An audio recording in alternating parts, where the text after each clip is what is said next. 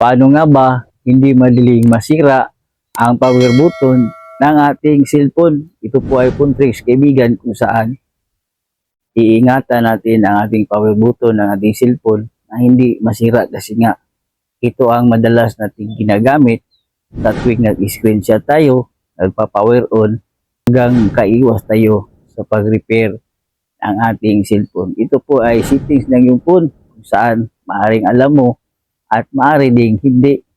Kaibigan, kung interesado ka sa ating video, i-click na ang follow button at i-subscribe mo na din ako. At kung nakatulong din sa iyo ito, i-share mo na din sa iba.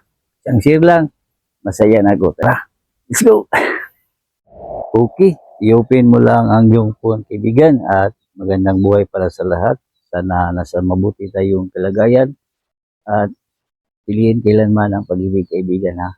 Okay, dito na tayo sa ating phone. Ito po ay phone tricks, kaibigan. Mahalaga matutunan mo to para manatiling maayos ang ating power button ng ating cellphone at hindi tayo makapunta sa technician. Okay, tap natin itong settings ng ating phone at scroll down.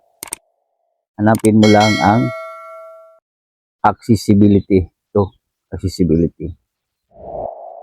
At dito, itap natin itong accessibility. Kung hindi nyo ito mahanap, ay itatype mo lang sa search engine ng settings ang accessibility. At piliin mo lang itong accessibility menu. Yan.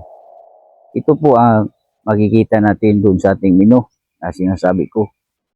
Mayroong power on, mayroon ding volume increase, at mayroon ding mga settings kung saan hindi na tayo pupunta sa settings. At kung tinatagil on natin to, ay ganito ang kalalabasan. Yan. I-allow lang natin. Then, tap lang natin itong okay. At ito na yung kalalabasan. Okay. At ituturo ko kung hindi nyo makita sa inyong phone, ay ganito ang yung gawin. Ganito. Okay. Search mo lang dito ang accessibility. Ito, kaibigan, accessibility. Yan.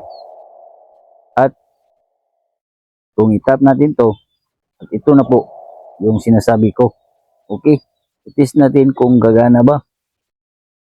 Tap natin. At dito natin makikita ang power button. Itap natin itong power.